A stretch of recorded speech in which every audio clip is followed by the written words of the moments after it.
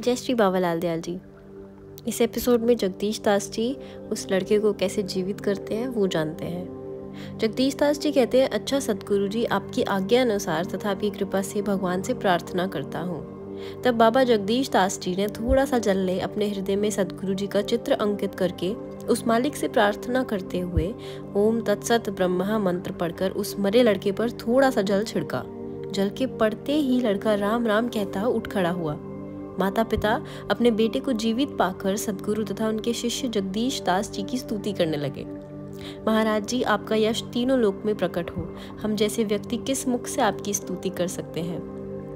उसी प्रकार दोनों हाथ जोड़े धनी ने अपने स्वर में बड़ा दीन आग्रह भरकर कहा, आज्ञा हो तो बच्चे को घर ले जाएं। सदगुरु जी कहते हैं, तुम लोग निश्चिंत होकर बच्चे सहित अपने घर जाओ और ईश्वर भक्ति किया करो। इतना सुन वह लोग प्रणाम करके खुशी से उठे और जी जान से भागते हुए अपने घर पहुंचे। इनके जाने के पश्चात आंखों में स्थिरता लाकर सदगुरु जी जगदीश दास की ओर देखने लगे। सदगुरु जी की आंखों से विद्युत सी ज्वाला निकल रही थी। बाबा जगदीश दास ने अपनी दृष्टि नीची कर ली। फिर शांतमय मुरझाए हुए स्वर में जगदीश दास जी ने कहा, सदगुरु जी, मुझसे जो अवज्ञा हुई उसे क्षमा करें। मैं इसके लिए प्रायश्चित करूंगा। सदगुरु जी, दुख का प्रायश्चित है केवल मृत्यु। मरने से ही दुख दूर होता है। जगदीश दास, अगर पहले ही अपने को हानि ना पहुंचाए तो संसार में कोई ऐसी शक्ति नहीं जो हमें हानि पहुंचा सके। इसलिए व्यवहारिक जीवन में समझदारी और संतुलन का बड़ा महत्व है। जगदीश दास आशा निराशा के बीच डावाडोल धीरे से बोले, लेकिन जो कुछ किया है आप ही की शक्ति लेकर आपके भरोसे पर ही तो किया है, तो भी आपकी बराबरी मुझसे हुई है। इसके लिए क्षमा चाहता हूँ। सदगुरु जी की आंखें उसी प्रकार जगदीश दास पर गड़ी थी।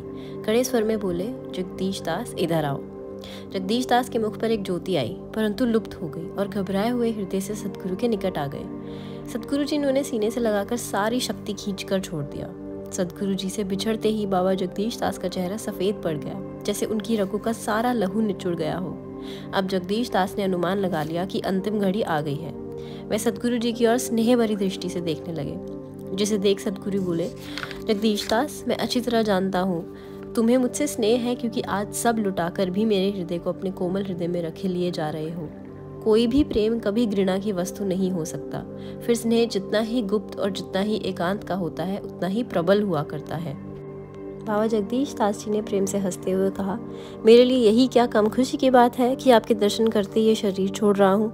पार समनी स्पर्श से मेरे भीतर बाहर का सब लोहा सोना हो गया है। इतना कहकर सदगुरु जी को देखने लगे। दोनों की आंखों में प्यार की बारीक धार चमक रही थी। फिर बाबा जगदीश जी ने बड़े भोलेपन से कहा, फिर भी सदगुरु जी, एक अंतिम वरदान देना चाहता हूँ। सदगुरु जी, बेटे खुशी से दो। बाबा जगदीश दास जी ने मुस्कुराकर प्रसन्नचित हो कहा, जो भी शुद्ध मन चित्त तथा दृढ़ विश्वास से निरंतर हर 8वें दिन रविवार को, अर्थात इस प्रकार 8 रविवार मेरी समाधि पर पहले लेपन देवेगा, वह मुंह मांगी मुराद पाएगा। सदगुरु जी, मैं इसके लिए भगवान से प्रार्थना करता हूँ। इसके तुरंत बाद बाबा जगदीश दास जी ने देह त्याग दी। श्री ध्यानपुर में लालसर तालाब के ऊपर बाबा जगदीश दास जी की समाधि है, जो वर्तमान युग तक को मालूम है। काफी प्रमाण दे रही है कि सदगुरु बाबालाल दयाल जी महाराज के ऐसे ऐसे चमत्कारी शिष्य हो चुके हैं। अब इसके आगे की कहानियाँ अगले एपिसोड में। जय श्री बाबालाल दयाल जी, जय सिया राम।